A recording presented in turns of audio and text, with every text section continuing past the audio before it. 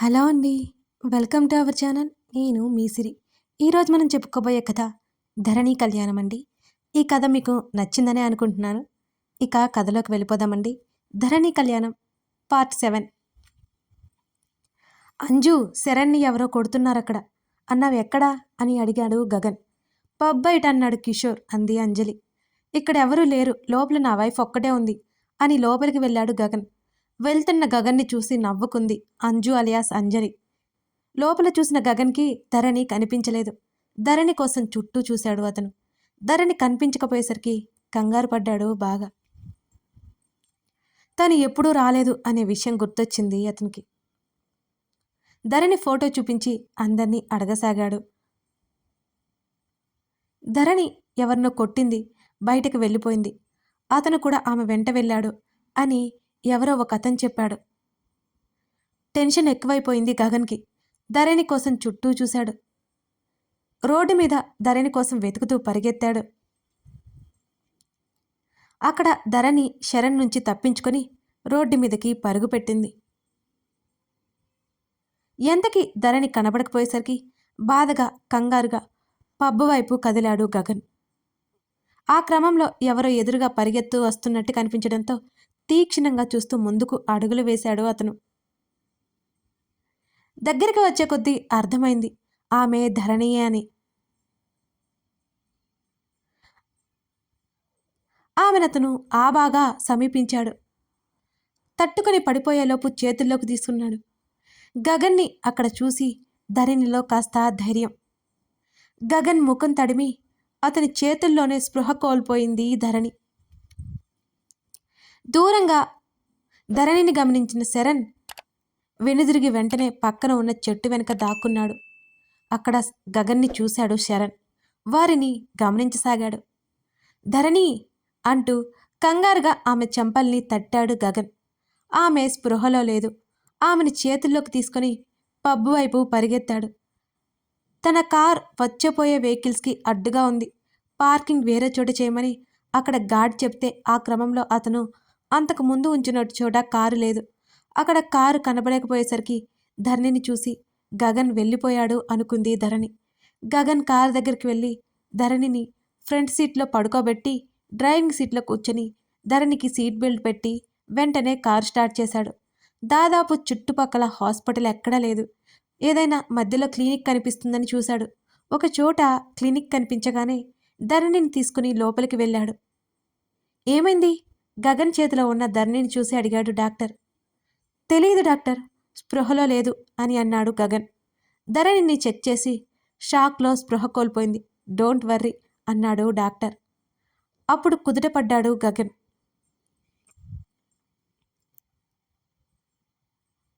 చెట్టు వెనకాల దాక్కున్న శరణ్ని మెడపట్టుకుని బయటికి లాగాడు ఒక వ్యక్తి.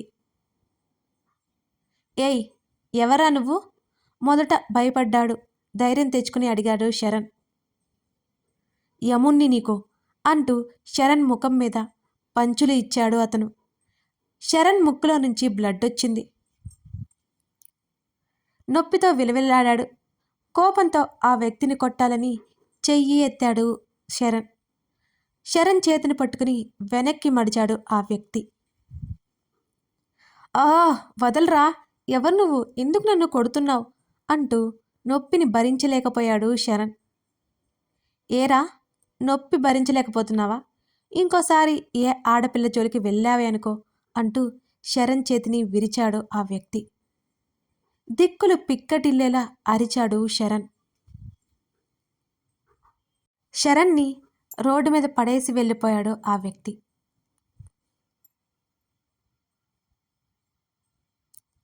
అరగంట తర్వాత స్పృహలోకి వచ్చింది ఈ ధరణి. తల పట్టుకుని లేచి కూర్చుంది.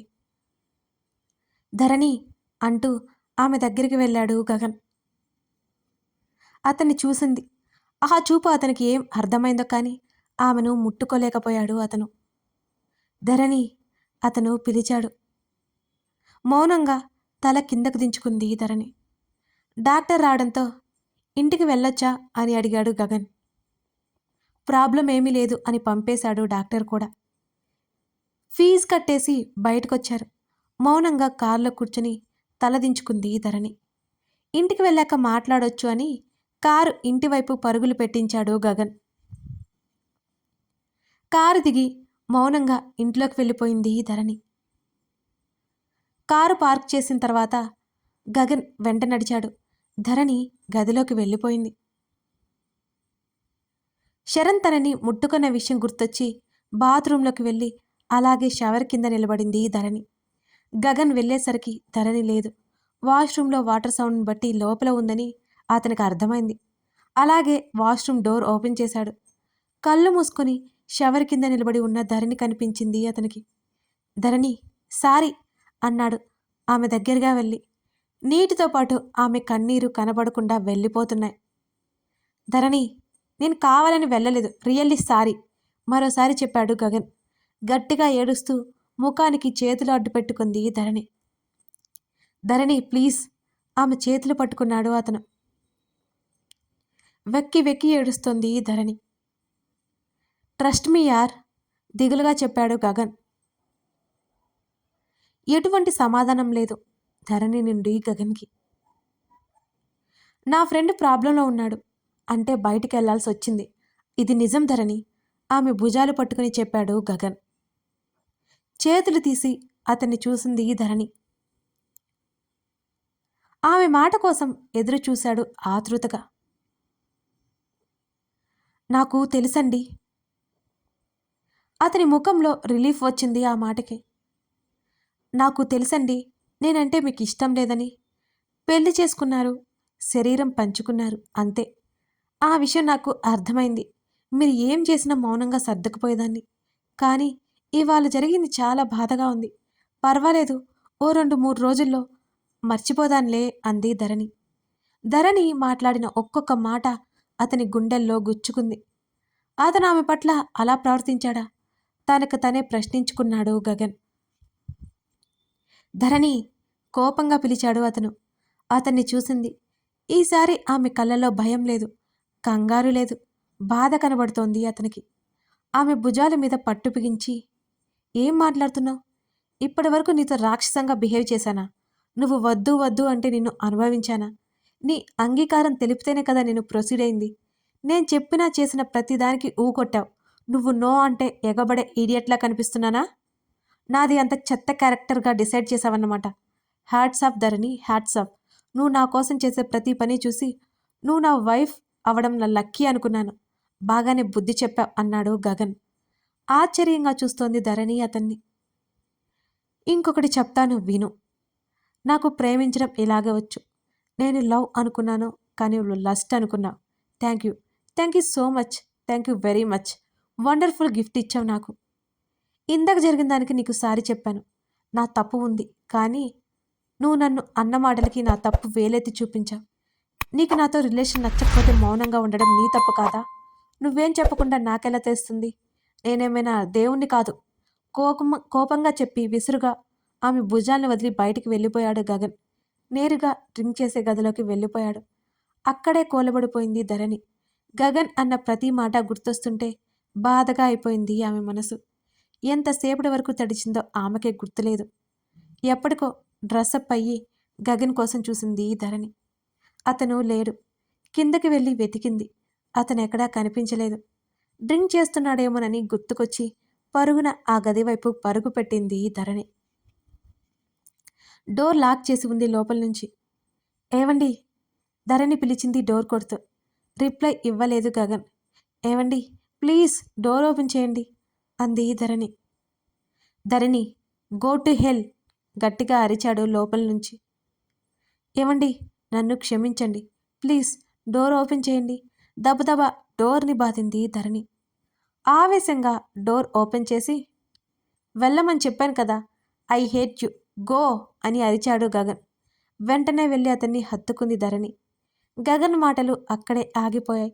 అతనిలో ఆవేశం తగ్గిపోయింది. కదలకుండా అలాగే నిలబడ్డాడు అతను.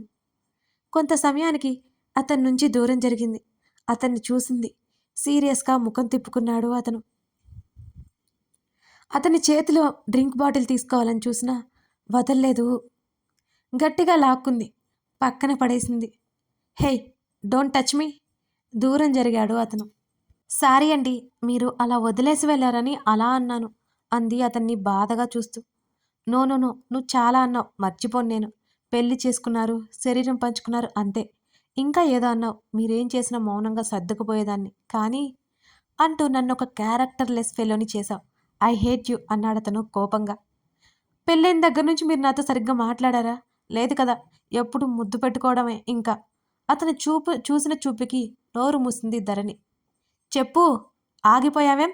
అన్నాడు ఉరిమి చూస్తూ ఆమెని. మీతో ప్రేమగా ఉండాలి అనుకున్నాను. కానీ మీరు సరిగ్గా మాట్లాడలేదు. చాలా కోపంగా ఉన్నారు. మొదటి రాత్రి ఎలా ప్రవర్తించారో గుర్తు చేసుకోండి. నాకిష్టమా లేదా కనుక్కోకుండా మీకు నచ్చినట్టు ఉండమన్నారు అంది ఏడుపు గొంతుతో. నువ్వు నా వైఫ్. నిన్ను నాకు నచ్చినట్టు చూడాలి అనుకోవడం తప్పా? ఆవేశంగా అరిచాడు అతను. మీ చేతుల్లో ప్రేమ కనిపించలేదు. కేవలం కేవలం ఆమె చెప్పలేక ఆగిపోయింది. వెంటనే వాల్కి లాక్ చేశాడు ఆమెని. అతని వంక భయంగా చూసింది ధరణి. మాట్లాడనిస్తున్నాను కదా అని నీ ఇష్టం వచ్చినట్టు మాట్లాడుకో. నాకిప్పుడు బాగా అర్థమైంది.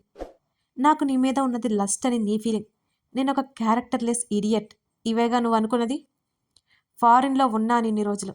అక్కడ ఎలా ఉంటుందో నీకు చెప్పక్కర్లేదు. నాకు అక్కడ అలవాట్లు వచ్చేసాయి. అవన్నీ ఇక్కడే వదిలేసి వచ్చేశాను. ఒక మంచి అమ్మని పెళ్లి చేసుకుందాం అనుకున్నాను. నీ ఫోటో చూపించారు, నాకు నచ్చావు. వెంటనే పెళ్లి చేశారు. అంత త్వరగా ఎందుకు చేశారో నాకు తెలియదు. హనీమూన్కి ఇక్కడికి పంపారు. వచ్చాక రిసెప్షన్ అన్నారు. ఇవన్నీ నీకు తెలుసు. హనీమూన్కి ఎందుకు వస్తారు? హా? నేను నీతో ప్రవర్తించిన తీరు తప్ప? నువ్వు నా వైఫ్ కదా? నేను నిన్ను మాటలతో చేతులతో హర్ట్ చేశానా? బలవంతం చేశానా అని అడిగాడు అతను సీరియస్గా. మౌనంగా అతన్నే చూస్తోంది ధరణి.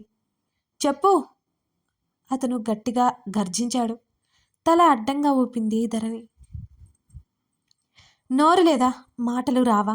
ఇలా మూగి మొద్దులా అన్నిటికీ తల ఆడించి ఇప్పుడు నన్నంటున్నా. నేను ఇలాగే ఉంటాను. నా వైఫ్ నాకు నచ్చినట్టుగా ఉండమంటది తప్పేంటి? అన్నీ చేశావు. నీకు నేనంటే ఇష్టమేమో అందుకే తలాడిస్తూ అన్నీ చేస్తున్నావు అనుకున్నాను. నాకు ఈ సెంటిమెంట్స్ నచ్చవు. నువ్వు అనుకున్నట్టు నా వైఫ్ని కాకపట్టడం నాకు రాదు. ముందు నా ముందు నుంచి పో అని గట్టిగా అరిచాడు గగన్. అప్పటి వరకు అతని మాటలు వింటూ అతని మనస్తత్వం అంచనా వేసాగింది ధరణి. అతను పెరిగిన పరిస్థితులను బట్టి ఎదుటివారి గురించి పట్టించుకోడని ధరణికి అర్థమైంది. అతన్ని మెల్లిమెల్లిగా మార్చాలని నిర్ణయించుకుంది. ముందు అతనికి భయపడకూడదని ఆమె అనుకుంది. గగన్ని గట్టిగా హత్తుకుంది ధరణి. ధరణి నుంచి ఊహించని రియాక్షన్ రావడంతో ఆశ్చర్యపోయాడు గగన్. వెంటనే తేరుకొని ధరణి స్టే అవే ఫ్రమ్ మీ అని అన్నాడు. సారీ, మిమ్మల్ని అర్థం చేసుకోలేకపోయాను అంది ధరణి నిజాయితీగా. నో నో, నిన్ను ఎక్స్క్యూజ్ చేయను. నన్ను హర్ట్ చేశావు అన్నాడు అతను చిరాగ్గా. మీ కోపం పోవాలంటే ఏం చేయాలి నేను అని అడిగింది ధరణి. నన్ను వదిలేయాలి అన్నాడతను సీరియస్గా. అది కాకుండా ఇంకేమైనా అతని ఎదలో ముఖం దాచుకుంది ధరణి. అదంతా కొత్తగా ఉంది గగన్కి. ధరణి తనంతట తాను ఇంత క్లోజ్గా ఉండడం విచిత్రంగా అనిపించసాగింది అతనికి. లీవ్ మీ అన్నాడతను విసుగ్గా. కుదరదు అంది ధరణి పట్టుబట్టి. ఆర్ యు క్రాక్ అని అడిగాడు. మీరేమైనా అనుకోండి, నన్ను క్షమించాను అంటే వదిలేస్తాను అంది ధరణి. ఓకే లీవ్ మీ అన్నాడు కష్టంగా. ముఖ్యంగా ధరణి అంత చేరువలో రావడంతో అతను కంట్రోల్ అవ్వలేకపోతున్నాడు. అసలే కొత్త పెళ్ళికొడుకు మరి. ధరణి అతన్ని వదల్లేదు. సరే ఎక్స్క్యూజ్ చేశాను అన్నాడు గగన్. వదిలేసి నవ్వుతూ చూసింది అతని వంక. కోపంగా ఆమె వైపు చూపులు విసిరి ఆ రూమ్ నుండి బయటికి వెళ్ళిపోయాడు గగన్. ఆమె ఊహించినంత చెడ్డవాడు కాదనుకుంది. తనే అనవసరంగా తొందరపడి మాట తూలాను అనుకుంది ధరణి. ఇంకా ఓపెన్ చేయని డ్రింక్ బాటిల్ చూసి ఊపిరి పీల్చుకుంది ఆమె. అతను అన్ని చెడు అలవాట్ల నుంచి బయటికి తీసుకురావాలి అని అనుకుంది ధరణి. ఒక విషయం మనసుని తొలిచేస్తోంది ధరణికి. పెళ్లికి ముందు ఏ అమ్మాయితో అయినా ఫిజికల్ రిలేషన్షిప్లో ఉన్నాడేమో అని ధరణి గుండె గట్టిగా కొట్టుకుంది. ధరణి అనుకున్నట్టు గగన్ని ఆమె మార్చగలుగుతుందా? ఇంతకీ ఆమె ఆలోచన నిజమేనా? అతను ఎవరితో అయినా రిలేషన్‌లో ఉన్నాడా? ఇవన్నీ తెలుసుకోవాలంటే తర్వాత పార్ట్ కోసం ఎదురు చూడాల్సిందే. ఈ కథ మీకు నచ్చితే నేను రెగ్యులర్ అప్డేట్స్‌లోకి దిగిపోతాను. మంచిగా పెద్ద అప్డేట్ కూడా ఇచ్చాను. లైక్ చేసి మీ అభిప్రాయం తెలపండి. సబ్స్క్రైబ్ చేసుకోండి.